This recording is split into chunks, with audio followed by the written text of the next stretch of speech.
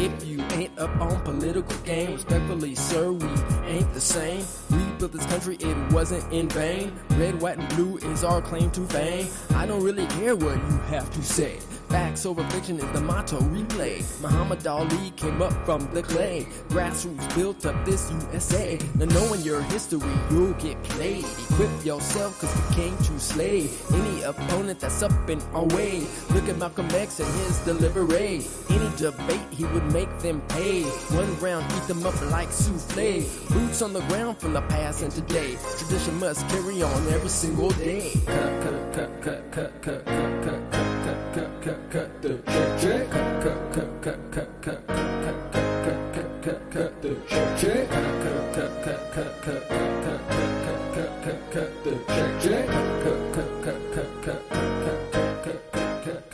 check. You got no money, but you got it for Ukraine. Cut the check.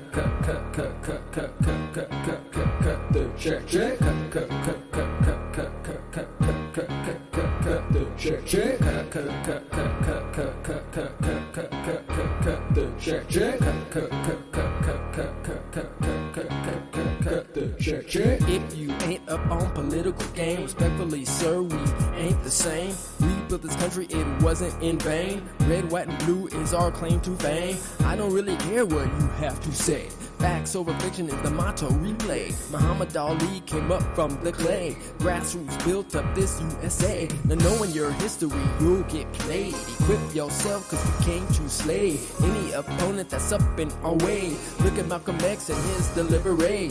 Any debate, he would make them pay. One round, eat them up like souffle. Boots on the ground from the past and today. Tradition must carry on every single day. Cut the check. Cut the check. Cut the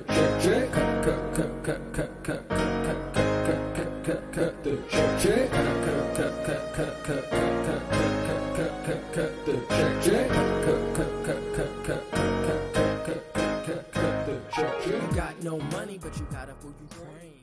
Cut the check. The check. The check.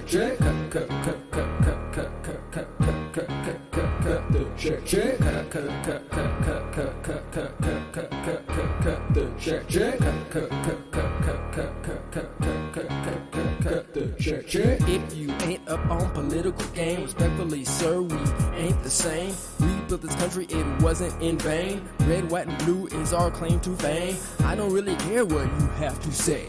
Facts over fiction is the motto replay. Muhammad Ali came up from the clay. Grassroots built up this USA. Now knowing your history, you'll get played. Equip yourself, cause we came to slay any opponent that's up in our way. Look at Malcolm X and his delivery. Any debate, he would make them pay. One round, eat them up like souffle. Boots on the ground from the past and today. Tradition must carry on every single day. Cut the check. Cut the check. Cut the check.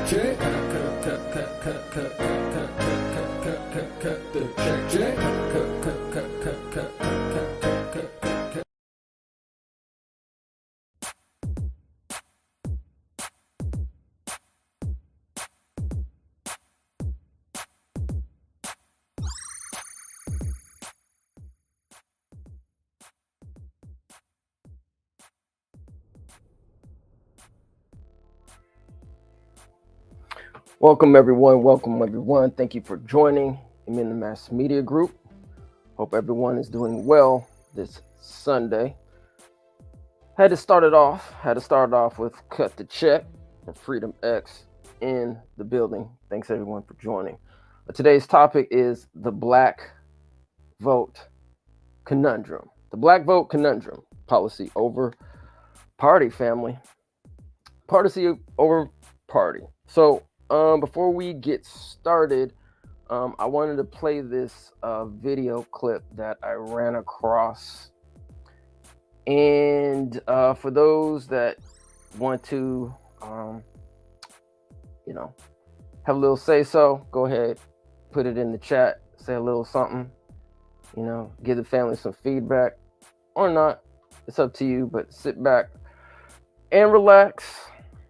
I know it's a Sunday, so I appreciate everybody for tuning in. Hopefully we can learn something today and take what we learn and put it into action. All right. So I'm going to play a video here. And once again, sit back and relax, family. So let's go. Let's play this first video. Here we go.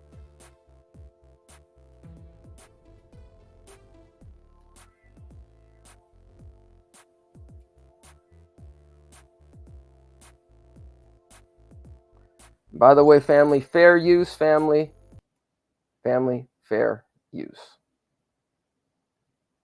Fair use, fair use. Do you have a question? Did you have a question?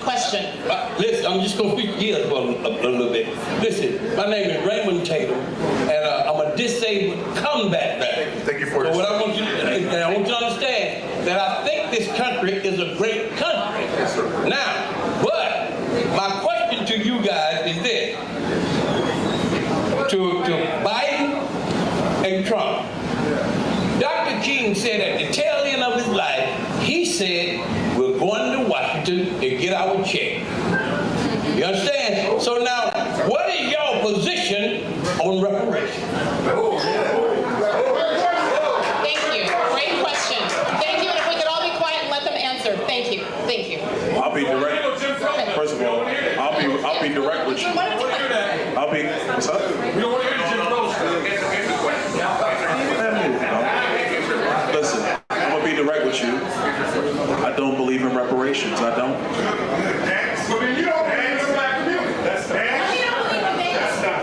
I will tell you, brother in the hat with the glasses on, that's not true. What I will tell you is that there's a question if you're going to get into the full economics of reparations right now. Question number one, of all black people in the country, how many of them are actually descendants of slaves? Because you've had a lot of immigration over the last 100 years in America. Of American slavery. There was slavery in the Caribbean. The one brother came up, he said that he's first generation of the brother in the Kango because his parents came from Jamaica. My grandmother is from Jamaica. So my grandmother's Jamaican. I know exactly what you're talking about. My mother was born in the United States. I'm born in the United States. So this is a fundamental question. You a black man, I'm a black man. Am I eligible for reparations right now? I would say the answer is no, I'm not. Because my family is from Jamaica. My father is Panamanian. His grandparents were born in Panama. My father immigrated to the United States. So does that make me eligible? So you got to go through all of that. That's step one. Step number two, slavery under federal law was ended in 1865. The Jim Crow era ended, obviously, with the 64 Civil Rights Act, the 65 voting rights, etc. The fundamental question is you've now had 3 generations of black people come up in the United States. As a black kid today, does he get reparations? Third question. Oh, well, hold on now. Third question. You got a lot of other people in the United States. Asians, are they responsible for the cost of the slave trade? No, because they're of Asian descent. People of Indian descent. People who are Hispanic in the United States, the largest growing population in the United States, and of course the dominant population is still the white population. But even in that, it's not just Southern whites that were plantation owners from their grandfathers. So if you're going to talk about reparations today, what you're talking about is taking money from other Americans, which rightly the pain and the toil that did happen in America through slavery, through Jim Crow, but now you're asking Americans today and in the future to pay that bill. Is it that bill? Is it their bill, Americans today, to pay? I'll ask you a slightly different question, because it's not reparations. It's about Joe Biden's student loan bailout. And I'm not going off, but it's a comparison point. 2/3 of the American people did not go to college.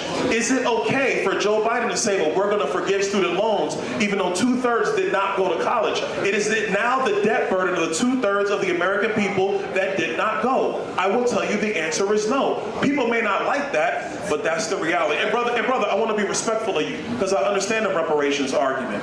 But we are now more more than 150 years from the Emancipation Proclamation. We are easily 80 years from the end of the Jim Crow era. Who now, I just addressed it. I said no, and now I'm giving my answer. And here's the thing. So here's what I'm gonna say, because and I want to thank you for your service. Because what's coming up in the room is it's taking you too long to answer. Oh, I'm sorry. Do you want Vice President Harris to talk about Venn diagrams and then tell you, yeah, okay, yes? Is that what we're gonna do? Do you want Joe Biden to not even be able to answer your question because he won't get into the details of this?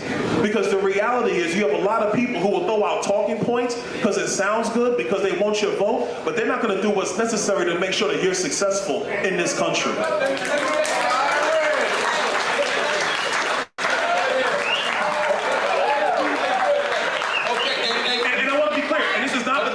This is not to be disrespectful of the man, because you are a man, and I love you, and I respect you, and I honor you for everything you've done for this country. And I appreciate that, but now listen, you said a lot. You said a lot in answering my question. But there's a bill that's been pending in Congress for decades called H.R. 40 to put it in front of some people to answer those questions, that answer that you just gave me. I know the bill you're talking about. Yeah. I think your colleague out of Texas has it right now, Sheila Jackson Lee. I think that's her bill. I think that's the study bill. What I'm gonna tell you to that bill is, and I'm gonna be super blunt, and we're gonna be real political now. All right. When Joe Biden came into office, Nancy Pelosi was Speaker of the House.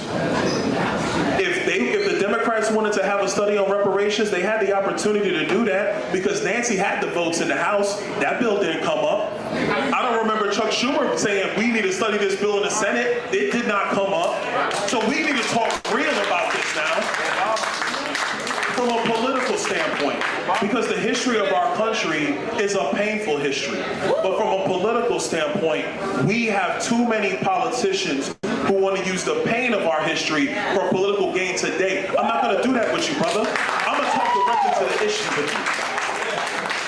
Okay, thank you. And sir, thank you again for those questions.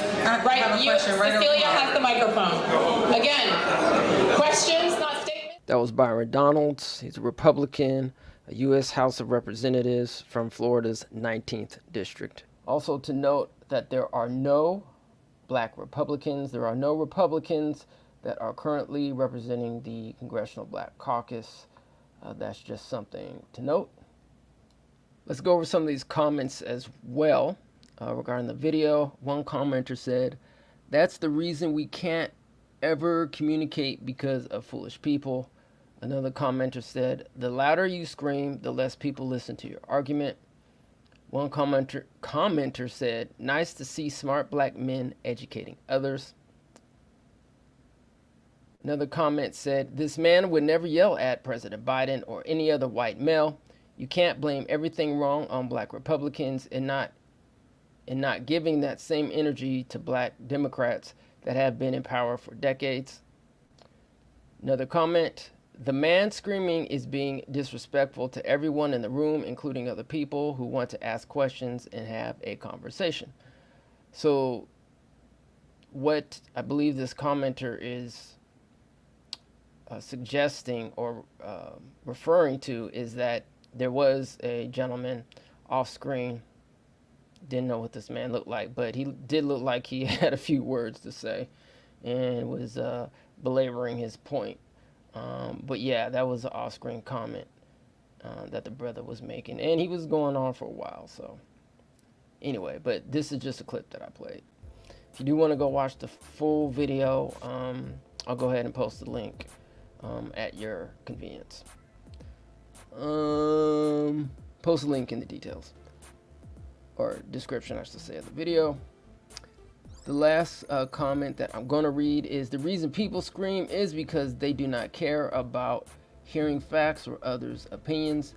They care more about their feelings, and they will be damned if anyone disagrees with them, period."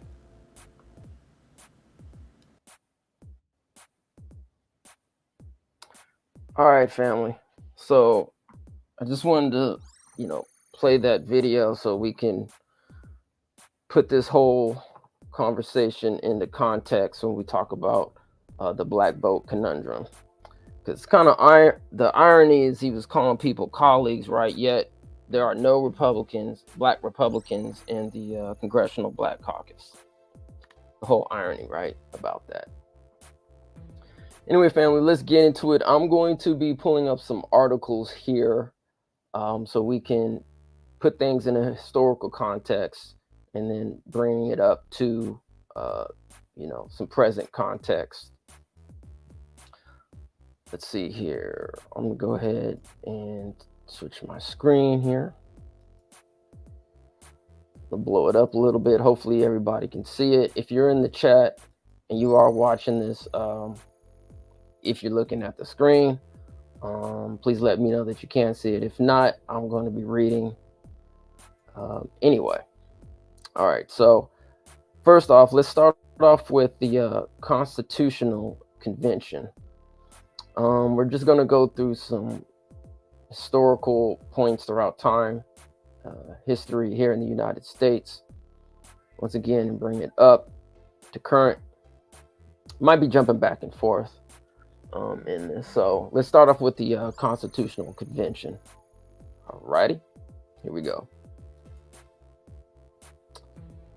Constitutional Convention took place in Philadelphia from May 25th to September 17th, 1787.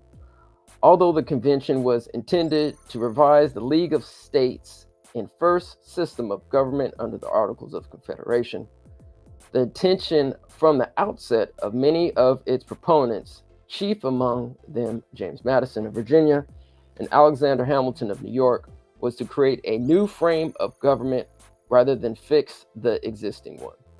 The delegates elected George Washington of Virginia, former commanding general of the Continental Army in the late American Revolutionary War, 1775 to 1783, and proponent of a stronger national government, to become president of the convention.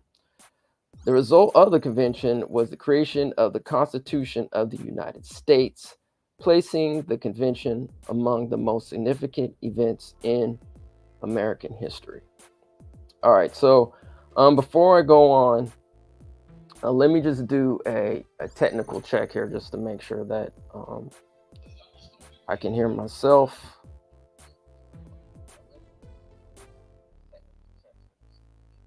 Okay, good. All right, so we're good here. All right, so it's important to put this in its proper context and give us a frame of reference, right? And to show how important Black Americans are to this country, the descendants are to this country, right? So I didn't want to go into this full article. I actually put links and references to what we're going to be reading and referencing today. So when you have a chance, you can actually go back and read some of these articles. But let's go to, exactly why, this convention, this constitutional convention was created. All right. And one of the main points in here was actually dealing with slavery. All right. So I'm going to blow my screen up in here.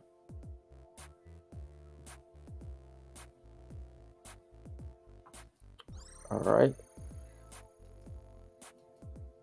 Actually, hold on, let me see. Let me go back real quick.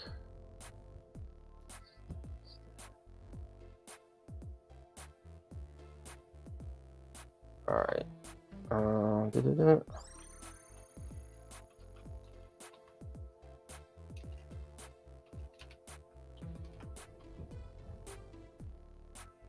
Okay, so actually, before we go on, let me just read this little context here before we go on. Okay, the article goes on and says, finally, I'm gonna highlight it here. All right, it says, finally, slavery was also a contentious issue. All right, so this was back in the 1700s. All right, now let's think about this. At this particular time, the United States, right, the 13 colonies had a chance to deal with human beings, individuals, right, that were considered quote unquote enslaved people, black people at this particular time. This could have been handled, right? But let's see what happens. Finally, slavery was also a contentious issue, with the delegates debating the insertion of a fugitive slave clause, whether to allow the abolition of the slave trade, and whether slaves were to be counted in proportional representation. Most of the time during the convention was spent on deciding these issues. All right. So, let's jump into, we're going to do a little time leap here into the 1800s. This is a little bit before the Civil War. All right. So there was something called the Missouri Compromise. All right. So let's go into the Missouri Compromise and why this is important.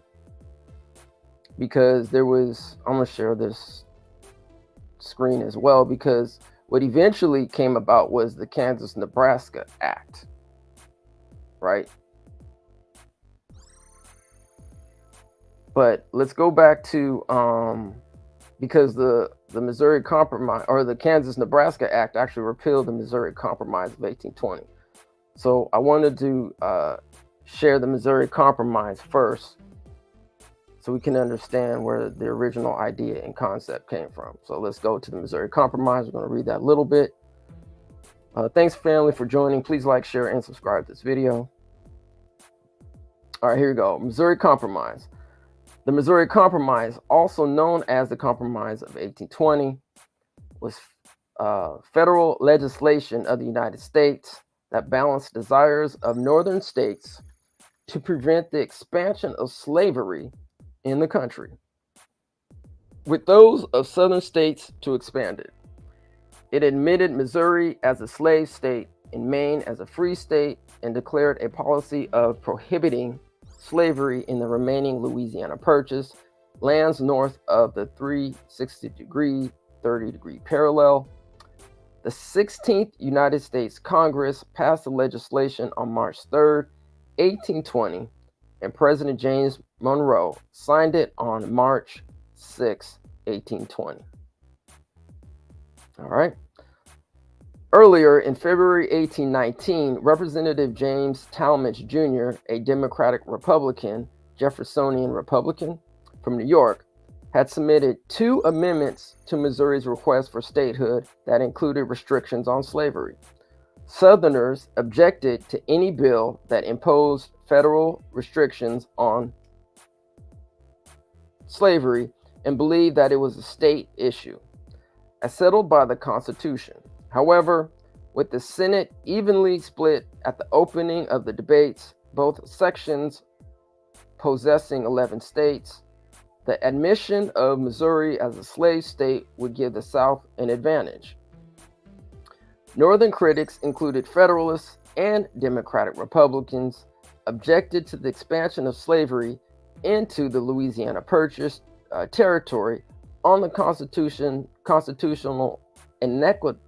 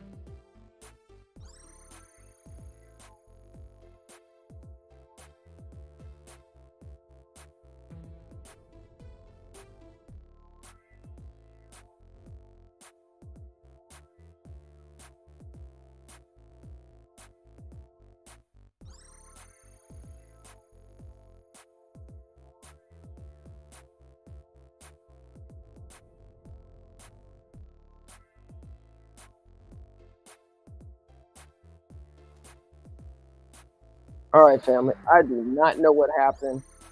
All right. I apologize. Let me go. I was just talking away. My mic was on music. Let me see where I started because I know I had a.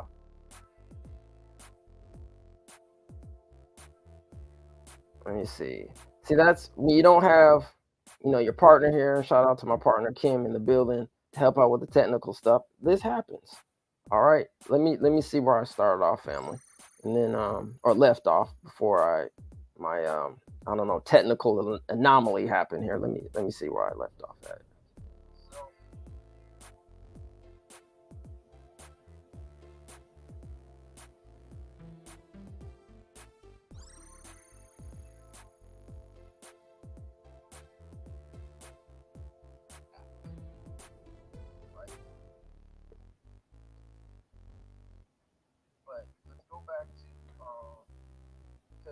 All right.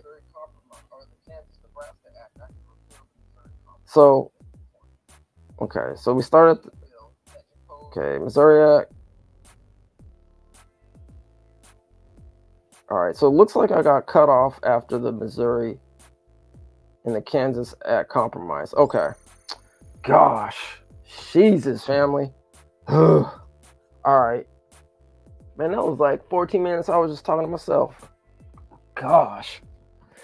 All right, we're gonna get it together, man. We're gonna get it together. So let's go back to the I did read the Kansas-Nebraska Act. So just real quick, I'm just gonna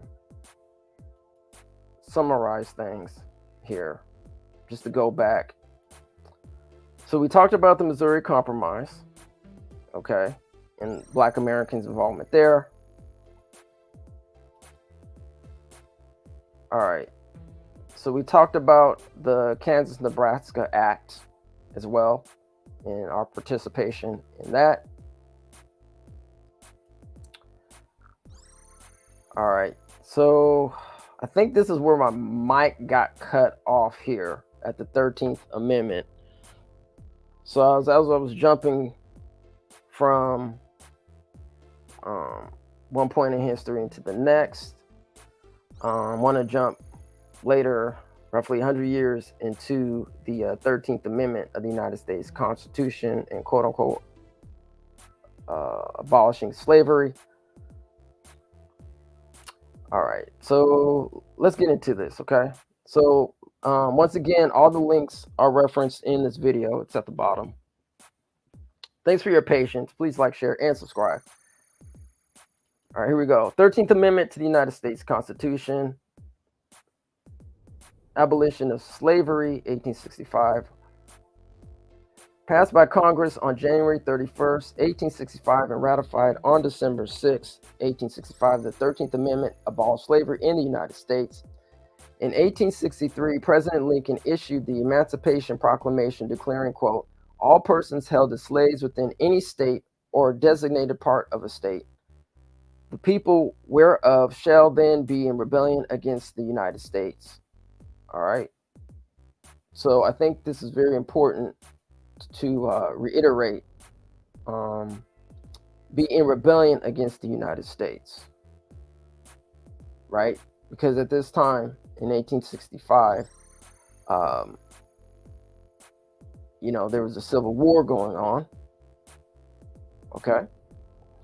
So, we're talking about rebellion. Obviously, we're talking about tyranny against other people. All right, so here we go. The people whereof shall then be in rebellion against the United States shall be then thenceforward and forever free. All right, nonetheless, the Emancipation Proclamation did not end slavery in the nation, since it only applied to areas of the Confederacy currently in a state of rebellion. All right, and not even to the loyal border states that remained in the Union. Lincoln recognized that the Emancipation Proclamation would have to be followed by a constitutional amendment in order to guarantee the abolishment of slavery.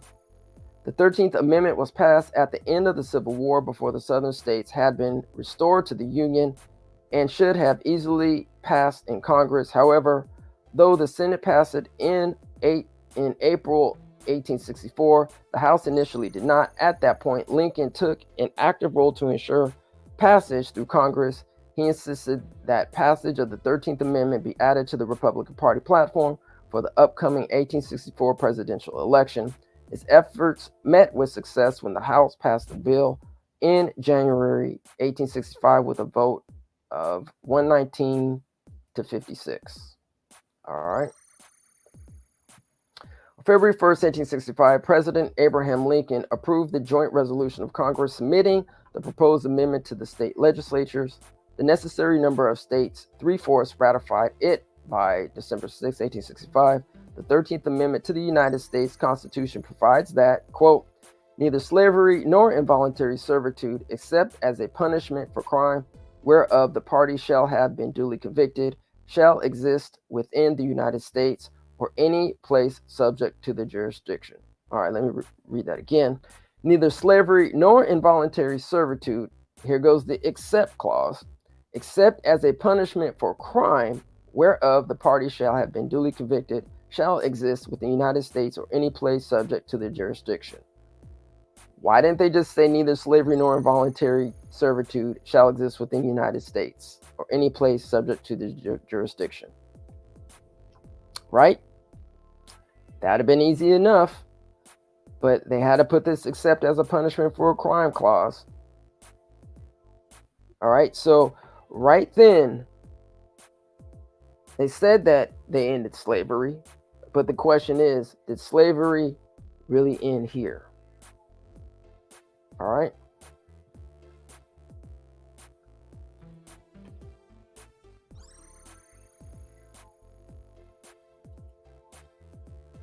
So let's go jump 100 years later to the Voting Rights Act.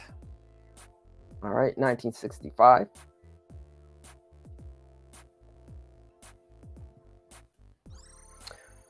This act was signed into law on August 6, 1965 by President Lyndon Johnson. It outlawed the discriminatory voting practices adopted in many southern states. All right, so as I was talking to myself, I thought I was, talking to the listeners, the viewers.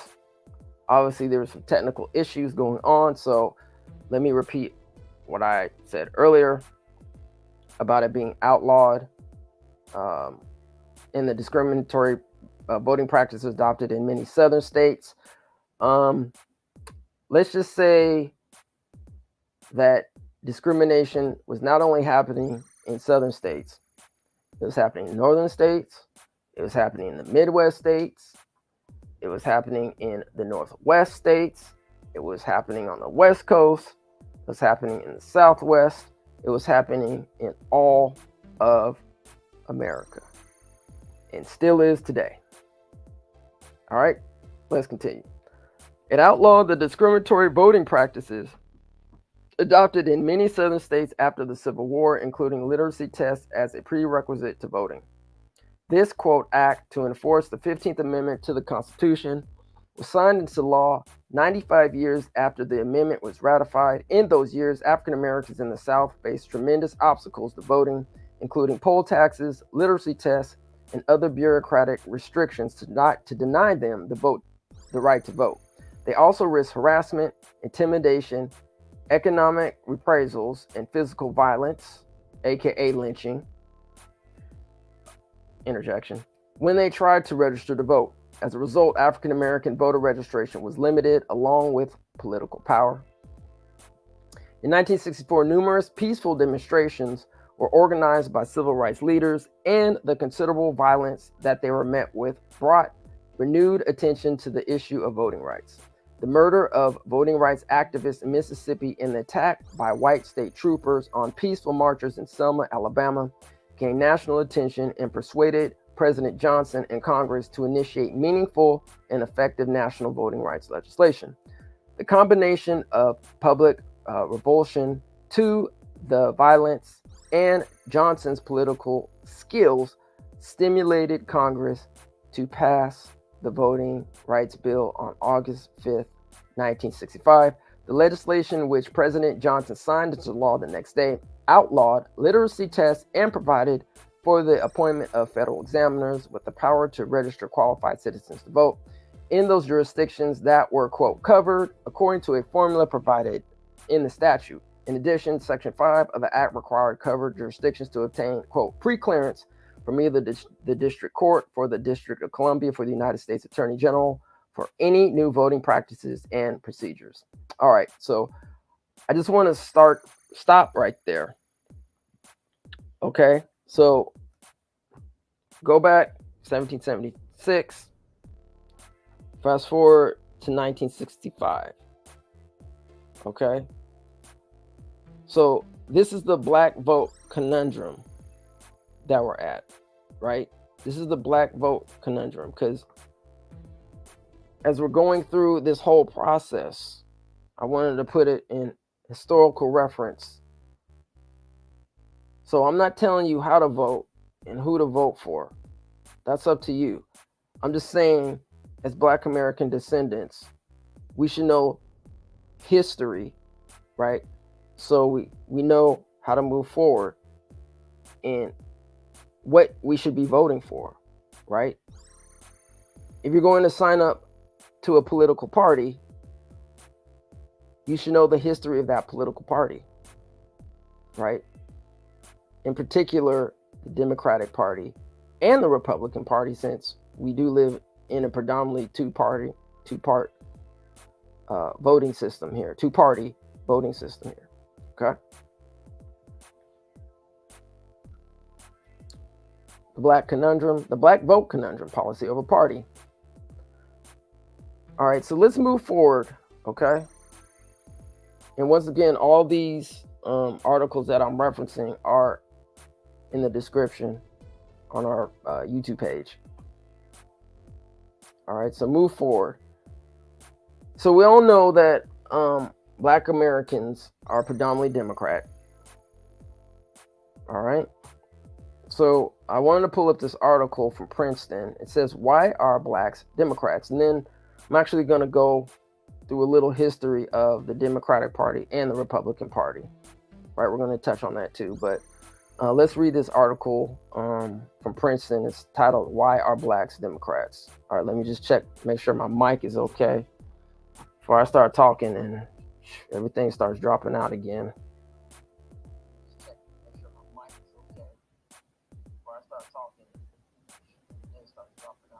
Okay, we are good. We're good to go. Thanks once again for everybody joining. Please like, share, and subscribe, and hit that bell to receive notifications. All right, here we go.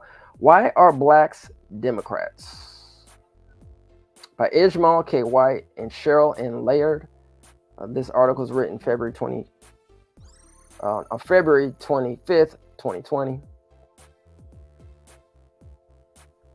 Steadfast Democrats is a groundbreaking look at how group expectations unify Black Americans in their support for the Democratic Party. In this essay, authors Cheryl Laird and Ishmael White explore African Americans' long, complicated history with party politics and the roots of their political unity. All right. African Americans are Democrats. Since 1968, no Republican presidential candidate has received more than 13% of the African American vote, in surveys of African Americans regularly show that upwards of 80% of African Americans self-identify as Democrats. However, understanding why African Americans are such steadfast supporters of the Democratic Party is not as straightforward as it seems. Let's take a drink real quick. Although committed to the Democratic Party, African Americans are actually one of the most conservative blocks of Democratic supporters. As political scientist Tasha Philpott's 2017 book title suggests, African Americans are, quote, conservative but not Republican, end quote. Understanding how it is that African Americans have been able to maintain such strong support for the Democratic Party, despite their increasingly diverging interests with the party, is the subject of the new book, Steadfast Democrats: How Social Forces Shape Black Political Behavior.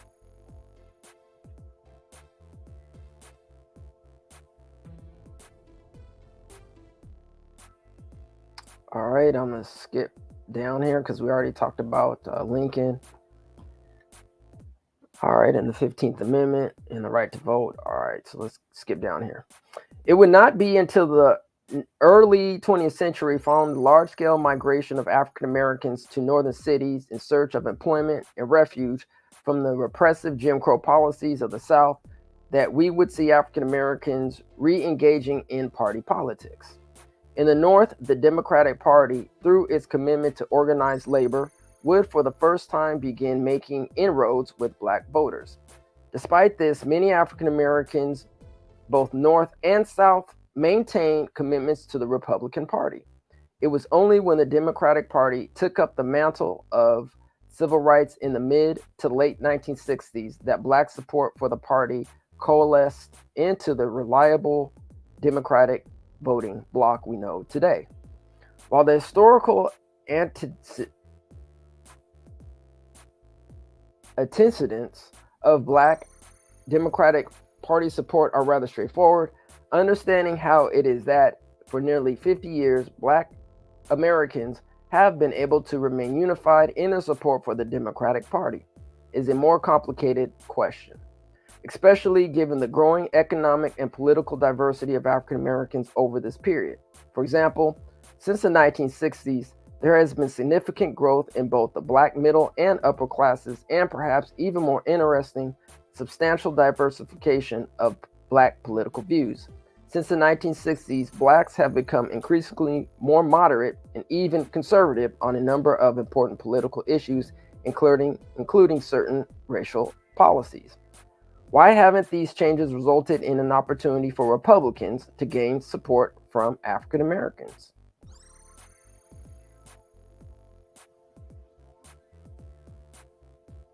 All right. Supporting the Democratic Party has come to be understood as just something you do as a Black person, an exception of behavior meant to empower the racial group. All right. This bipartisan loyalty is maintained through a strategic social process that we call racialized social constraint, whereby support for the Democratic Party has come to be defined as a norm of group behavior. In other words, supporting the Democratic Party has come to be understood as just something you do as a Black person, an exception of behavior meant to empower the racial group. Adherence with the norm of Democratic Party support is ensured through a set of social rewards and penalties which recognize compliance and punish defection of racial group members. Interestingly, it is the social and spatial segregation of Black Americans that makes all this work. It is through racial segregated spaces that Blacks become aware of the importance of the party norm for the racial group, and it is within these segregated spaces that social rewards from compliance and penalties for defection can come to define an individual's social status within the group.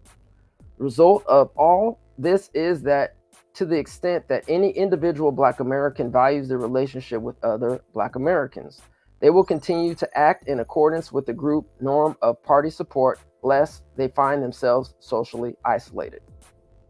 This decision to ensure collective action for the larger group interest is an effective strategy for leveraging political power, especially in a two-party system.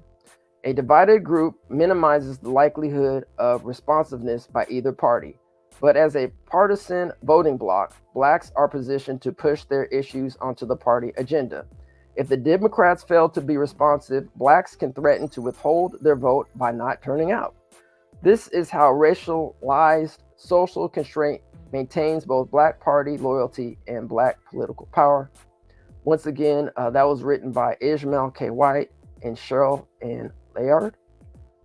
You can check that in the description as well. The link will be provided there too in the description. All right, so I'm going to be transitioning to a couple of articles. So while I'm doing that and get ready to do that, I just need to take a quick break, and then I will come back and get back to it. All right, family? Here we go. Amend the Mass Media Group is California Capital's premier YouTube channel focused on reparations, dedicated to political advocacy and unapologetically aimed at shining a spotlight on our righteous justice claim for reparations.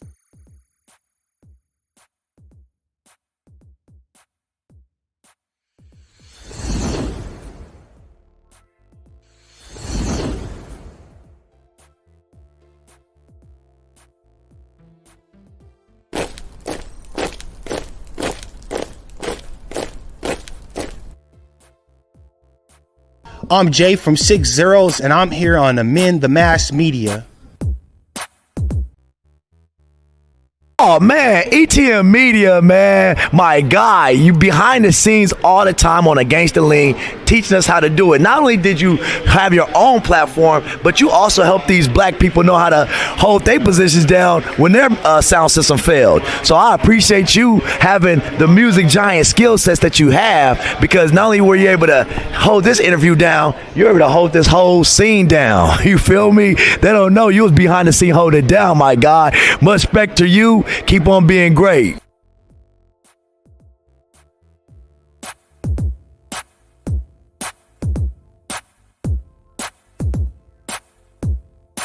Yes, sir. My name is Salahuddin Tula. My slave name is Jeffrey Sims. And out of being ashamed of being a slave, I changed my name. But now I'm proud of my history. And I want to thank Emin, the Mass Media Group, for the process of recording history, because some people have a different learning style. So I appreciate the videos because I can actually see what people are saying in comparison to reading what they're saying.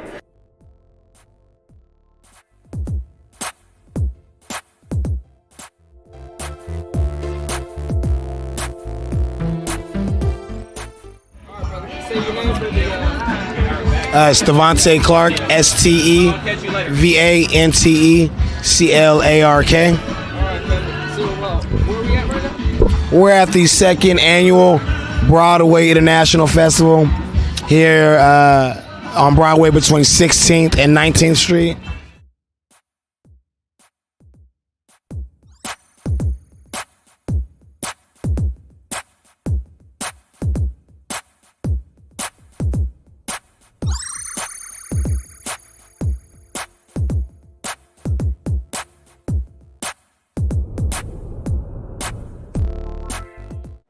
Well, H.V. Pierce, he was here too. My name is Gaynell Johnson. My birth name is Gaynell Burgess. Gaynell Burgess. Yes. And how are you related to the Burgess? My great-grandfather is Rufus. My great-great-grandfather is Rufus Burgess.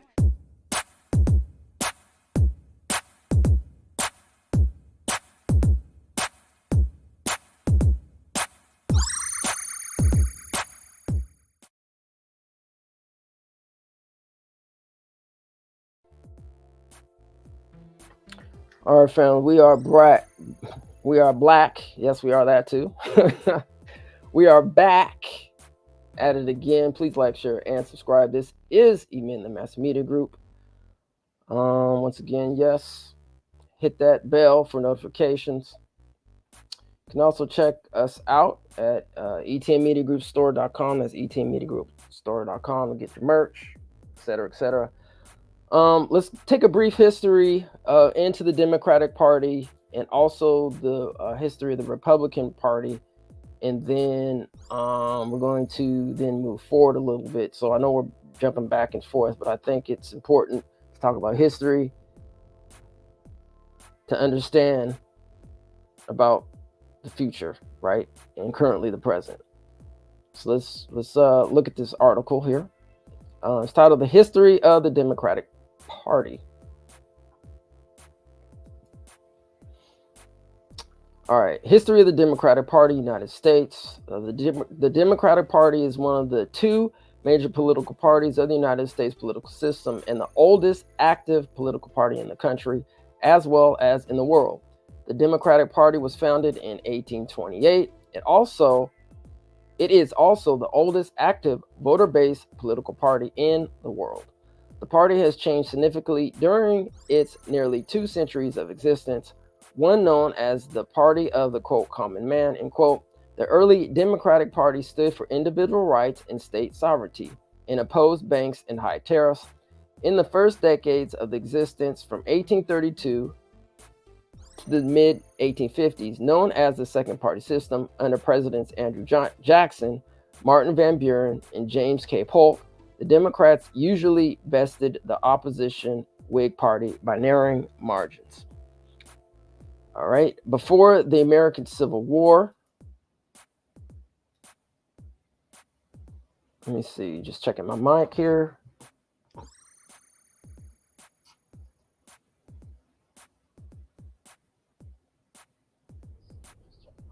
Okay. Let's see. Okay, before the American Civil War, the party generally supported slavery or insisted it be left to the states. After the war into the 1940s, the party opposed civil rights reforms in order to retain the support of Southern white voters. The Republican Party was organized in the mid-1850s from the ruins of the Whig Party and Free Soil Democrats. It was dominant in presidential politics from 1860 to 1928. The Democrats elected only 2 presidents during this period, Grover Cleveland in 1884 and 1892, and Woodrow Wilson in 1912 and 1916. Over the same period, the Democrats proved more competitive with the Republicans in congressional politics, enjoying House of Representatives majorities as in the 65th Congress and 15 of the 36 Congresses elected, owing largely to the dominance of the Solid South. Although only in five of these did they form the majority in the Senate. Furthermore, the Democratic Party was split between the Bourbon Democrats, representing Eastern business interests, and the Agrarian Party, elements representing poor farmers in the South and West. After the Republican landslide in the 1894 House elections, the Agrarian element, marching behind the slogan of free silver in favor of inflation, captured the party. They nominated William Jennings Bryan in the 1896, 1900, and 1908 presidential election. Although he lost every time, both Bryan and Wilson were leaders of the progressive movement in the United States, 1890s to 1920s, and opposed imperialistic expansion abroad while sponsoring liberal reforms at home, despite supporting racism and discrimination against African Americans in government offices and elsewhere. Let me repeat that again. Both Bryan and Wilson were leaders of the progressive movement in the United States from the 1890s to 1920s and opposed imperialistic expansion abroad while sponsoring liberal reforms at home. Okay, using that term liberal here. Okay, liberal reforms at home despite supporting racism and discrimination against African Americans in government offices and elsewhere. Okay, this is the history of the Democratic Party. As I said, family, I'm not telling you who to align yourself with or how to vote or who to vote for. I'm just giving you this information. So that's up on you. All right, so actually, let's talk about this faction of the Democratic Party. All right, at least the history of it. Okay, also known as the Dixiecrats. The states' rights Democratic Party, whose members are often called the Dixiecrats, was a short-lived segregationist political party in the United States, actively primarily in the South. It arose due to a southern regional split in opposition to the National Democratic Party. After President Harry S. Truman, the leader of the Democratic Party, ordered integration of the military in 1948 and other actions to address civil rights of African Americans, including the first presidential proposal for comprehensive civil and voting rights, many Southern white politicians who objected to this course organized themselves as a breakaway faction. They wished to protect the ability of states to maintain racial segregation. Its members were referred to as Dixiecrats, a portmanteau of Dixie, referring to the southern United States, and Democrat. In the 1930s, a political realignment occurred largely due to the New Deal policies of President Franklin D. Roosevelt. While many Democrats in the South supported substantive economic intervention, civil rights for African Americans were not specifically incorporated within the New Deal agenda, due in part to Southern control over many key positions of power within U.S. Congress. Supporters assumed control of the state Democratic parties, in part or in full, in several Southern states. They opposed racial integration and wanted to retain Jim Crow laws and other aspects of de jure and de facto racial discrimination. On non-racial issues, they held heterogeneous beliefs. Despite the Dixiecrats' success in several states, Truman was narrowly reelected. After the 1948 election, its leaders generally returned to the Democratic Party, at least for a time, although the Dixiecrats weakened Democratic identity among white Southerners. The Dixiecrats' standard bearer, Senator Strom Thurmond of South Carolina, eventually switched to Republican.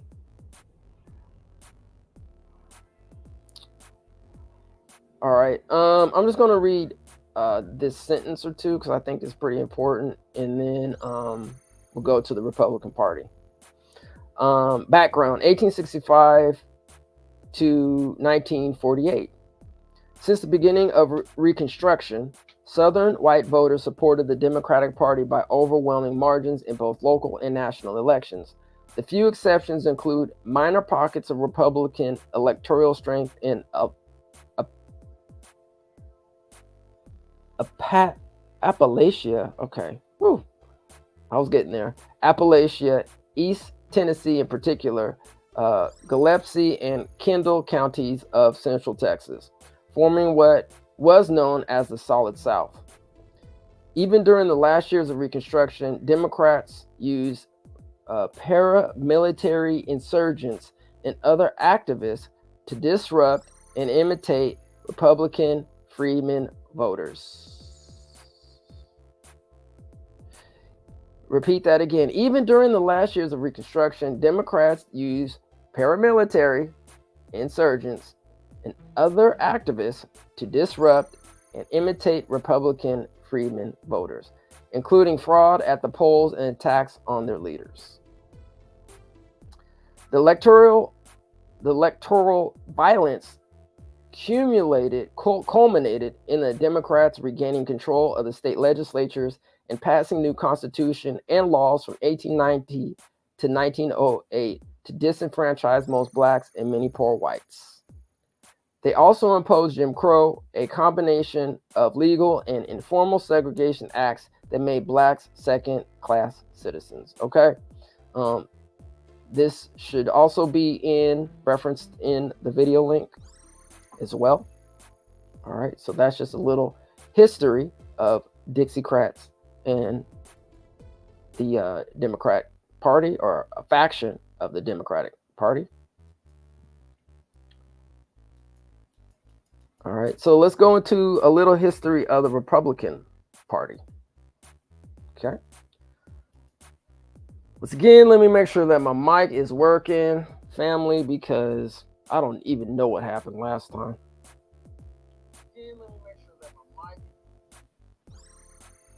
Okay, mic is working. We are good to go. History of the Republican Party, United States. All right. The Republican Party, also known as the GOP, Grand Old Party, is one of the two major political parties in the United States. It is the second oldest extant political party in the United States after its main political rival, the Democratic Party. In 1854, the Republican Party emerged to combat the expansion of slavery into Western territories after the passing of the Kansas-Nebraska Act. The early Republican Party consisted of Northern Protestants, factory workers, professionals, businessmen, prosperous farmers, and after the Civil War, former black slaves. The party had very little support from white Southerners at the time, who predominantly backed the Democratic Party in the Solid South, and from Irish and German Catholics, who made up a major Democratic voting bloc. Let me repeat that again. The party had very little support from white Southerners at the time, who predominantly backed the Democratic Party in the Solid South, and from Irish and German Catholics. All right, who made up a major Democratic voting bloc. While both parties adopted pro-business policies in the 19th century, the early GOP was distinguished by its support for the national banking system, the gold standard railroads, and high tariffs. The party opposed the expansion of slavery before 1861 and led the fight to destroy the Confederate States of America, 1861-1865. While the Republican Party had almost no presence in the southern United States at its inception, it was very successful in the northern United States, where by 1858 it had enlisted former Whigs and former Free Soil Democrats to form majorities in nearly every northern state. With the election of its first president, Abraham Lincoln, in 1860, the party's success in guiding the Union to victory in the Civil War and the party's role in the abolition of slavery, the Republican Party largely dominated the national political scene until 1932. In 1912, former Republican President Theodore Roosevelt formed the Progressive Party after being rejected by the GOP and ran unsuccessfully as a third-party presidential candidate, calling for social reforms. After 1912, many Roosevelt supporters left the Republican Party, and the party underwent an ideological shift to the right. The GOP lost its congressional majorities during the Great Depression, 1929 to approximately 1940, under President Franklin D. Roosevelt. The Democrats formed a winning New Deal coalition that was dominant from 1932 through 1964. After the Civil Rights Act of 1964, the Voting Rights Act of 1965, and the Southern Strategy, the party's core base shifted from the southern states, becoming more reliably Republican in presidential politics, and northeastern states becoming more reliably Democratic. White voters increasingly identified with the Republican Party after the 1960s. Following the Supreme Court's 1970 decision in Roe v. Wade, the Republican Party opposed abortion in its party platform and grew its support among evangelicals. The Republican Party won 5 of the 6 presidential elections from 1968 to 1988. Two-term President Ronald Reagan, who held office from 1981 to 1989, was a transformative party leader. His conservative policies called for reduced social government spending and regulation, increased military spending, lower taxes, and a strong anti-Soviet Union foreign policy. Reagan's influence upon the party persisted into the next century. All right, looks like I'm good to go on my microphone. All right, so let's see here. Yeah, I think that gives it a pretty good synopsis and scenario about the Republican Party. I know we've been here about an hour and 20 minutes, so thanks everyone for tuning in and joining. Let's go to this tab here. All right. I'll blow this up. All right.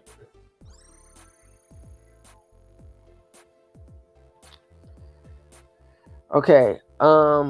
It's titled Freedpeople and the Republican Party. Okay. I guess let's stick to the Republican Party a little bit. All right. The effects of the proclamation freed Negroes coming into our lines at New Bern, North Carolina in 1863 with Graving, Harper's Weekly. Okay, there's a picture of that here. All right. In the last 2 years of the American Civil War, the Republican Party and the Lincoln administration moved hesitantly toward linking emancipation with the preservation of the Union. On plantations across the South, however, slaves seemed to have grasped from the outset that their freedom was bound up with the fortunes of the Union military.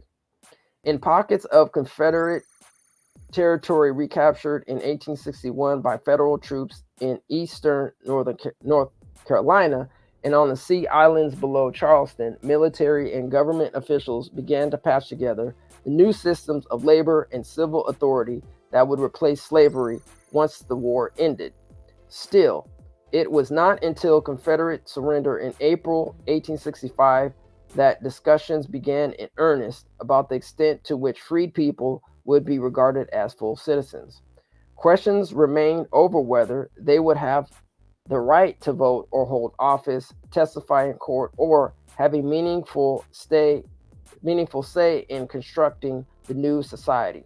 Freed people played a central role in forcing this discussion and in pushing it in more democratic directions. On a national level, the Republican Party was deeply divided over its commitment to Black freedom. Repeat, on a national level, the Republican Party was deeply divided over its commitment to Black freedom. A minority known as the Radicals fought consistently for a more expansive vision compatible with the ex-slaves' demands. But most Republicans brought to the task a limited free labor outlook that drew a sharp line between civil and economic equality. On the right of the party, some Republican leaders had been reluctantly drawn into the frontal assault on slavery and insisted that the abolition of slavery ended their obligations to freed people. Former slaves would rise or fall depending on their own efforts, they argued, and without government assistance. In the middle, the majority of Northern Republicans were pulled in both directions. They were anxious, especially in the early years after the war, to deny former Confederates a space to rebuild a system that pushed Blacks back into slavery. But they did not have a concrete plan for ensuring this. Let me repeat that again. To deny former Confederates a space to rebuild a system that pushed Blacks into slavery, but they did not have a concrete plan for ensuring this, and often lacked a genuine commitment to thoroughly transforming the Southern social order. Black freedom, therefore, depended on an alliance between freed people and the radicals of the Republican Party. A partnership that was fraught with internal tensions and buffeted by fluctuations in support among the Northern public. All right, make sure my mic's working. All right, we good? In some ways, freed people in South Carolina were in a more favorable position to influence Republican politics than their neighbors in North Carolina. Interesting. South Carolina was one of 2 ex-slave states with a Black majority, and after freed people won the right to vote with the Fifth Amendment, it became virtually impossible for white conservatives to return power there through legal means. Still, in North Carolina, where whites were in the majority,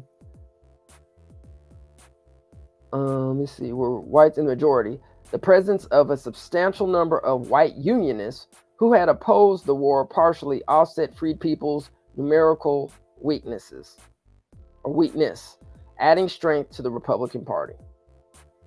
There were real responsibilities for winning at least a minority of whites to the Republican ranks, and in North and South Carolina, the party's ranks included a number of whites willing to risk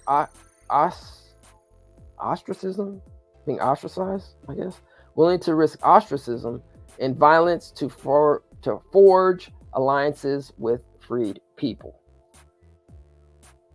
Shout out to you. Still, deep-rooted racial divisions combined with bitterness over the results of the war made the widespread development of interracial political alliances an uphill battle. Freed people soon discovered that even wartime Unionists could not be counted on to defend Black rights.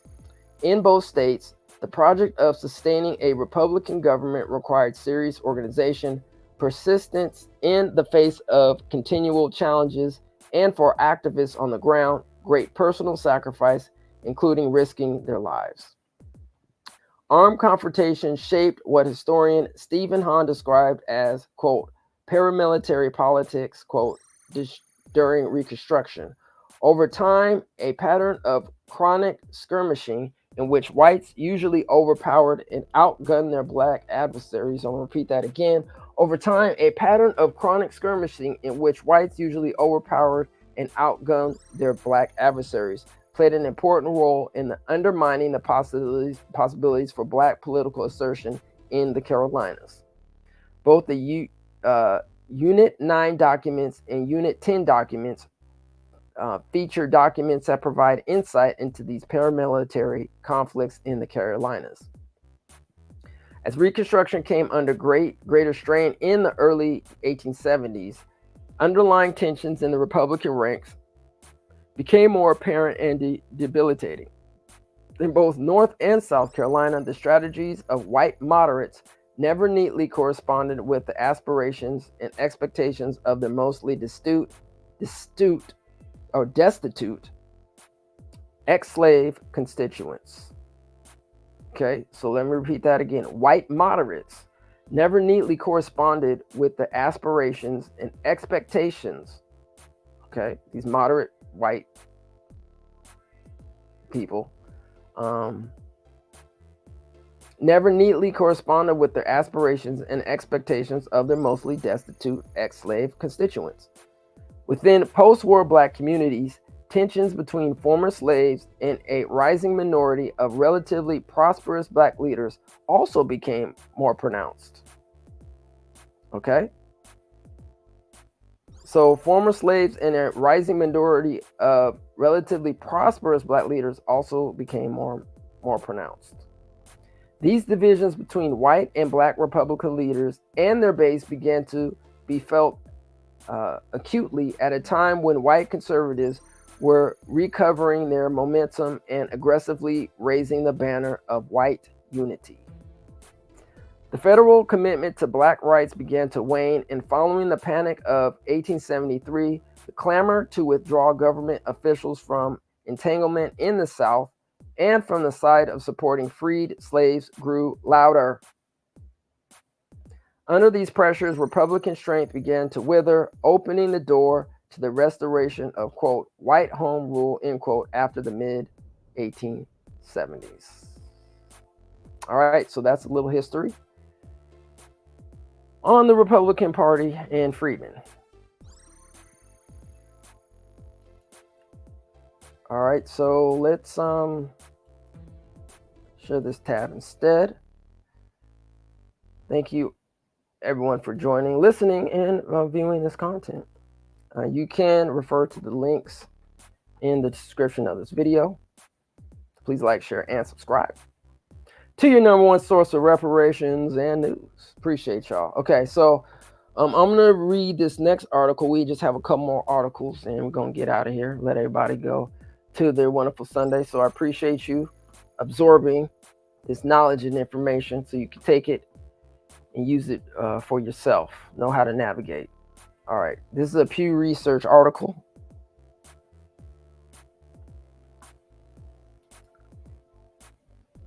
It says an early look at Black voters' views on Biden, Trump, and election 2024. Black voters are more confident in Biden than Trump when it comes to having the qualities needed to serve another term. Black voters will play a key role in determining the outcome of the 2024 presidential election. And while Black voters remain overwhelmingly Democratic and support Joe Biden over Donald Trump by a wide margin, Biden's advantage among this group is not as wide as it was 4 years ago. Today, American voters are about evenly split between the two major political coalitions, both in their partisan identification and their presidential vote preference. But black voters remain largely aligned with the Democratic Party. 83% identify with or lean to the Democrats, and 77% of black registered voters say they would prefer to vote for Biden over Trump in the 2024 presidential election. At the same time, black voters are very critical of Trump. Most say he was a poor or terrible president, 72%, and many black adults think he broke the law in his alleged efforts to change the outcome of the 2020 election, 65%. Despite their support for Biden and criticism of Trump, about half of black voters, 49%, say they would replace both Biden and Trump. Let me repeat that again. Despite their support for Biden and criticism of Trump, about half of black voters, 50% or close to 50%, say they would replace both Biden and Trump with different candidates if they have the ability to decide. This is similar to the share of all voters who say this. Okay? You know what? I'm just going to actually probably stop there because I think that's a good point. I'm going to continue the broadcast because there's kind of thing. I just probably going to stop at this article. Because I think that kind of surmises where we're at right now, right? We're talking about the black vote conundrum,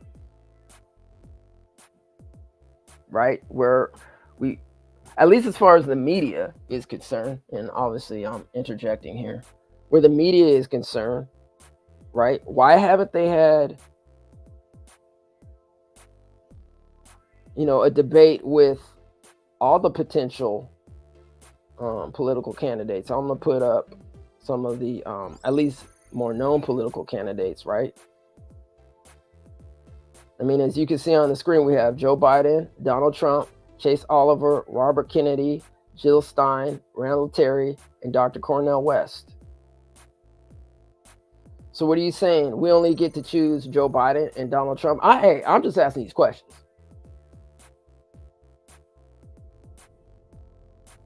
According to the media, mainstream media, there's only Joe Biden and there's only Donald Trump to vote for. There's only Joe Biden and there's only Donald Trump to vote for. Why don't some of these mainstream media outlets, have a larger debate with all these candidates, right? I know they could talk about general issues, but I'd be interested, do any of these candidates support reparations for Black Americans who built this country? I would like to see a take on all of them, right?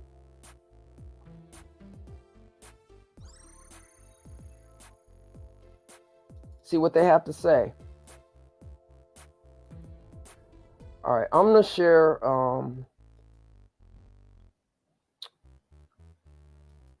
this screen here, or this article. This is a Yahoo News article about Trump voters.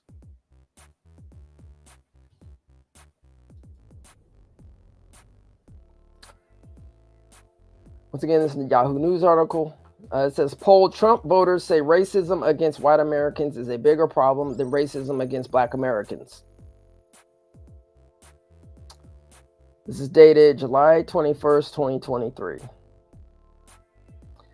The polling follows the dismissal of a lawsuit put forth by the survivors of the Tulsa Race Massacre, which many saw as a potential blueprint for reparation efforts.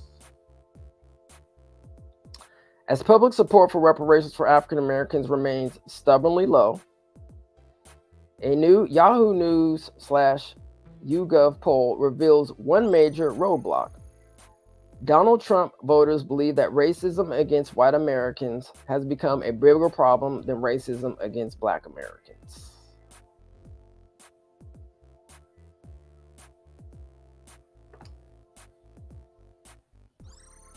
Let me repeat that again. As public support for reparations for African Americans remains stubbornly low, a new Yahoo News YouGov poll reveals one major roadblock. Donald Trump voters believe that racism against white Americans has become a bigger problem than racism against black Americans.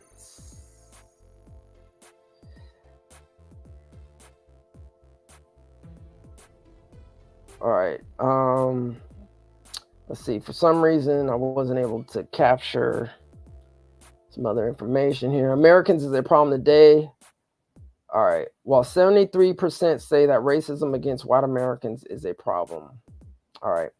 Asked how much of a problem racism currently is, just 19% of Trump voters describe racism against black Americans as a big problem.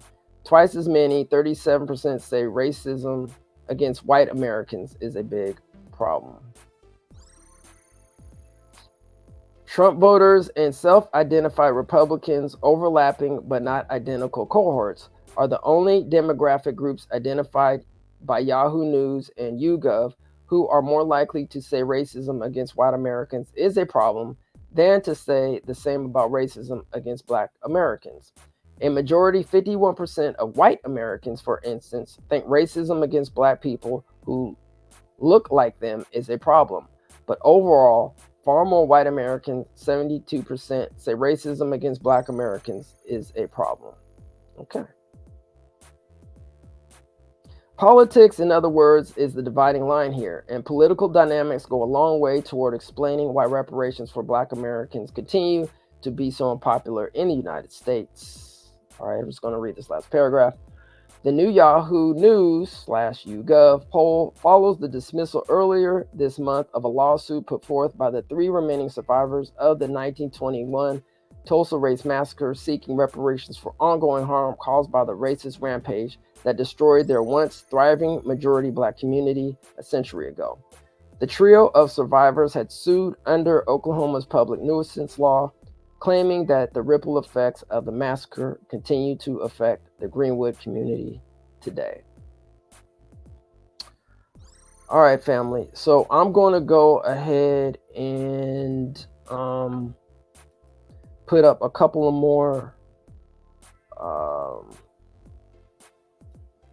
articles here, because I think it's important that when we talk about voting, that we have a frame of reference, and I just don't want to just, come off the cuff, have to have receipts, got to have receipts. Okay. All righty, let's see here. I'm locking and loading.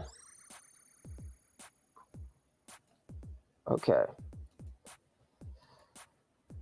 We're going to share this tab here. Here's a Politico article. Now this is, now if anybody has other information about Biden's point of view on reparations, let me know, please.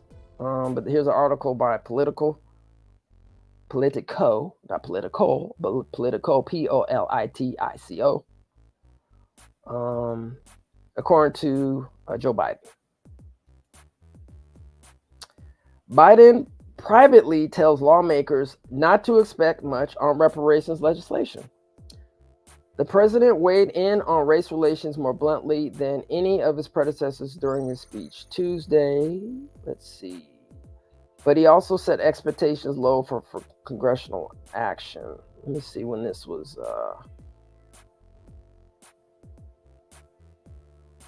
Okay, so this article was written in 2021. Okay. Joe Biden was more blunt about racism than perhaps any president before him and than many in the crowd expected. In his remarks commemorating 100 years since the Tulsa Race Massacre Tuesday, okay, quote, he called out how through the years there have been members in elected office who were very public about their association of membership with the KKK. Representative Cori Bush said in the parking lot of the Greenwood Cultural Center, quote, he set up the scene in his speech to take us into what was happening at the time, and that was really powerful. I was so glad to hear it. All right, so let's see here. Okay. As a candidate, Biden said he supported a commission on reparations, but the administration has yet to endorse the actual bill. After his speech Tuesday, the president met with members of the Congressional Black Caucus, who brought up the need for H.R. 40, which is named after the 40 acres and a mule, promise that now symbolizes the lack of support formerly enslaved people received from the federal government. According to those involved in the conversations, Biden let them down gently. He didn't disagree with what we're doing, said Representative Brenda Lawrence, and the second vice chair of the CBC. He did talk about his plate being full with trying to get the infrastructure bill passed, and that he really wanted to make sure that he could get that through before he took on anything else. Biden's biggest concern on H40, Lawrence said, is getting it through the Senate. The bill also hasn't even been scheduled for a full floor. Okay, yeah. Let's see. Let's continue going down. All right, let's see here. All right, but for some time in the audience, simply supporting a study wasn't enough. Okay. Someone said, I personally would have liked to hear the words reparations. I think he was very strategic in the words that he used. He used the word repair, said Nemia Frank, a descendant and founder of the Black Wall Street Times in Tulsa. Shout out to the Black Wall Street Times. If you want to pull the people together, you can fully help Black people. That's how I feel about it. If you want to make Black folks happy, you're going to piss them off, I guess. A lot of Americans off. Asked for comment, an administration official noted that the president reiterated to the congressional members that he is actually doing the work right now on breaking down systemic racism and racial disparities. It's at the heart of his work in his administration. Okay. So I just wanted to read you that. So far, as we know, Joe Biden has yet to come out in full support of reparations. So let's talk about Donald Trump. Once again, hey, I could be wrong. I could be totally wrong. And if I'm wrong and these articles are wrong, please let us know.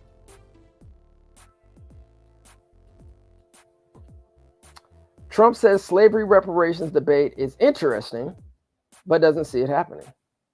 This article was written in 2019.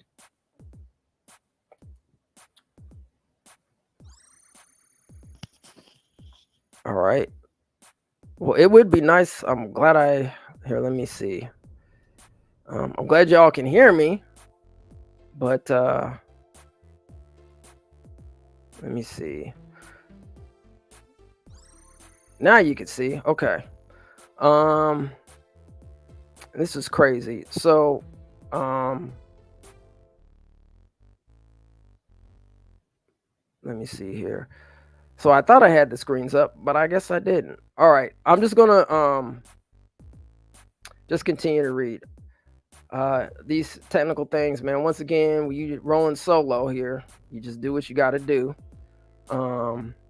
Anyway, so I'm going to show you this article regarding Donald Trump and his idea of reparations. Once again, if anybody else has anything different, please let us know. Trump says slavery reparations debate is interesting, but doesn't see it happening. This was written in 2019. It says, Washington. President Donald Trump said in an interview on Monday that he thinks the concept of the federal government giving reparations to the descendants of slaves is unusual and interesting, but doesn't see it happening. Quote, I think it's a very unusual thing, Trump told The Hill when asked about the idea of trying to rectify the enduring effects of slavery's legacy. It's been a very interesting debate. I don't see it happening. No. On January 19th, the House Judiciary Subcommittee on the Constitution, Civil Rights, and Civil Liberties held a hearing to discuss legislation introduced by Representative Sheila Jackson Lee, Democratic Texas, calling for the creation of a commission to study the lasting effects of slavery legacy and what could be done to address it. All right, so that was Donald Trump regarding reparations.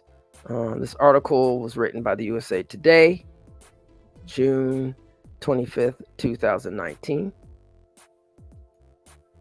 All right.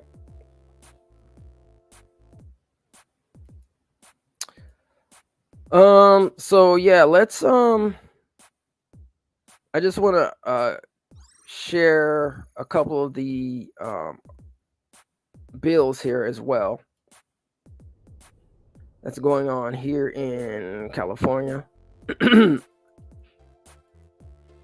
think most of us know, but I think it's important to kind of go over the history of what's, kind of going here and present in California, because once again, we're talking about, right? Talking about this, the Black Conundrum, policy over party. All right, I'm not telling you how to vote, who to vote for, but just do your due diligence. All right. So if we look at the history of this bill, SB 1403, the California Freedom Affairs Agency, okay,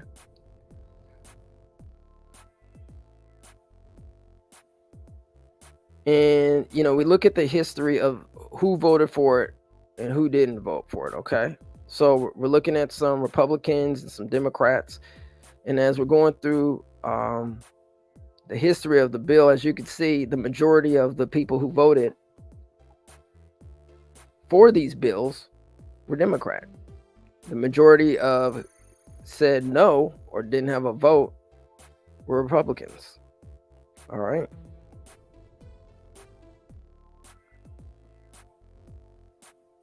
So it did pass the Senate floor, 30 ayes, 7 noes, 3 no votes were counted.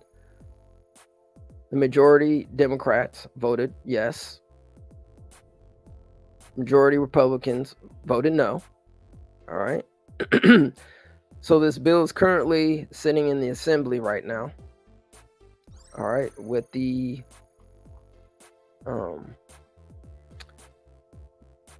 actually it just passed assembly. Well, it passed assembly, just didn't pass assembly judiciary. It's actually in the appropriations right now. All right, so I'm gonna share this one too.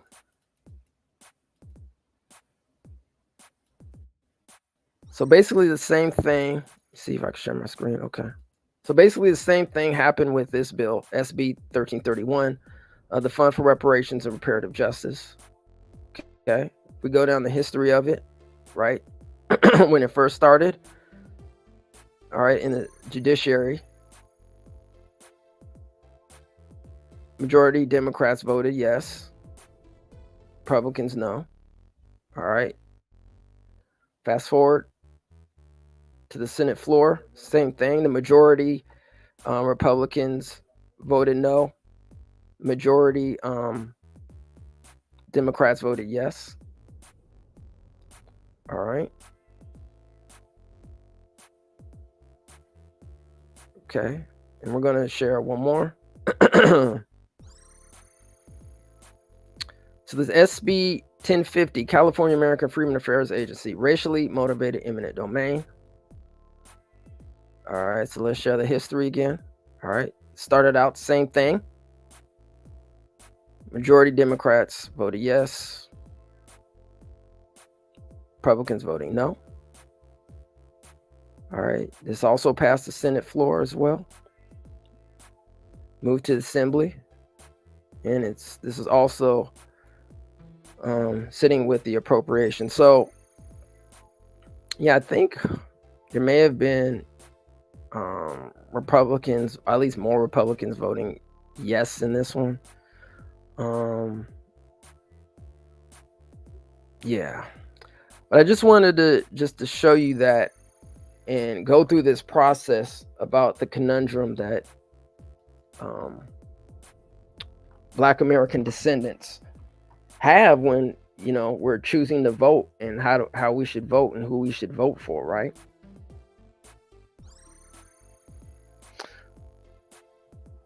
Because the mainstream media I'm just going to call it like what it is. They're just not doing a great job in terms of promoting all candidates, especially the more notable candidates.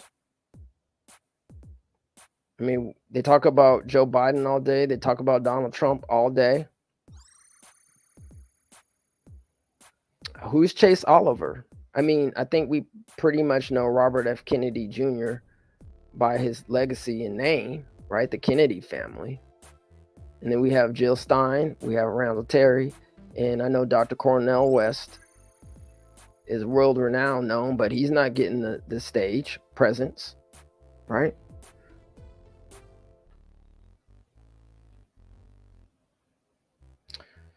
All right, family. So if you have yet to see Is Black America Getting Cooked Out at the Cookout, you can check that video right here on Emin the Mass Media Group as well. So I wanted to put this all into its proper context, historically speaking, when it comes to Black American descendants, how we're voting as a collective, why we're voting as a collective, right? And how we should vote as individuals.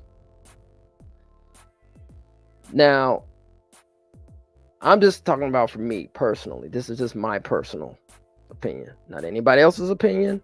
Okay, just my personal opinion that if we're not talking about tangibles and if we're not talking about reparations, then I don't know what you're talking about as a person who descends from U.S. chattel slavery in this country. I'm still even shocked that they even talked about Black people at this debate.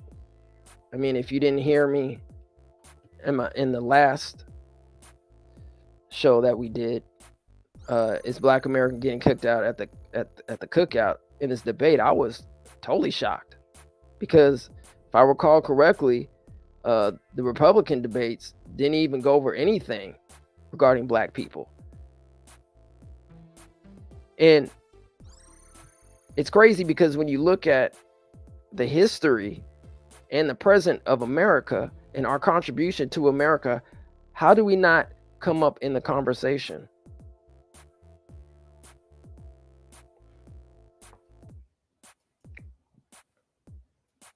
All right, family. So that's it. I hope everyone was able to get a little information, get a little historical reference, and take this information, use it for what you need to use it for. You can check out all those references, and nobody's perfect. I apologize about the technical issues. I'm rolling solo today, and usually I'm pretty good at putting up visuals and so forth, but I'm pretty sure you did actually at least hear me speak on some of these topics about the Black vote conundrum.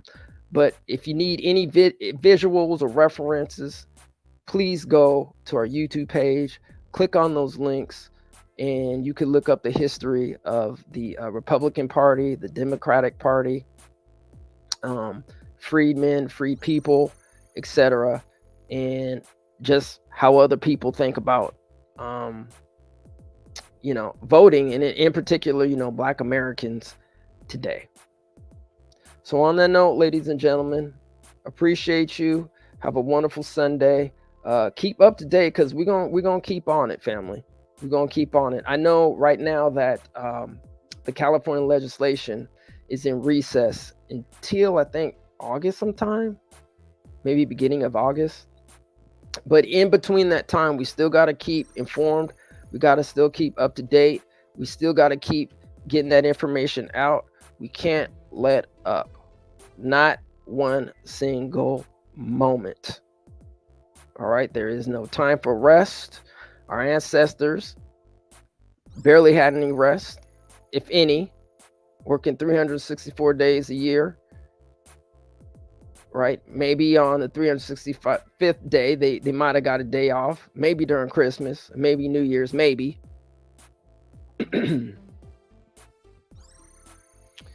All right, family. Much love and respect to everyone. You guys have a wonderful day, and we will see you when we see you.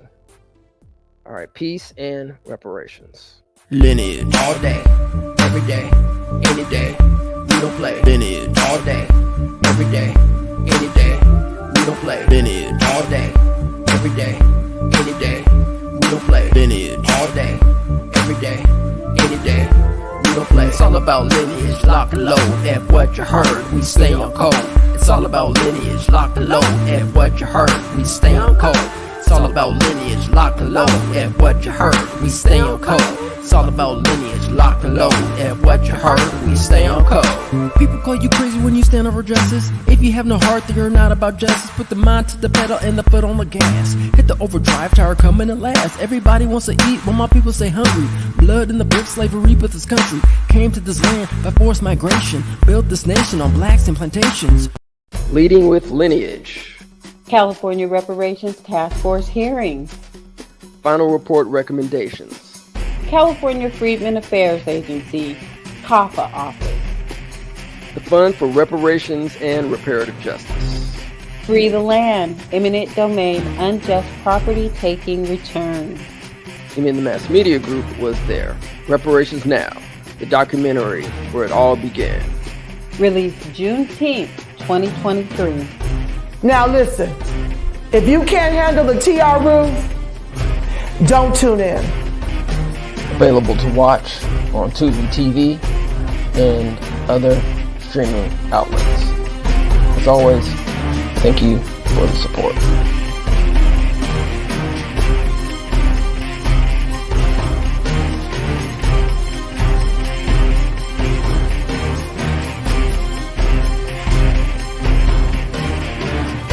Please like, share, and subscribe to your #1 source for reparations and news. Until next time, peace and reparations.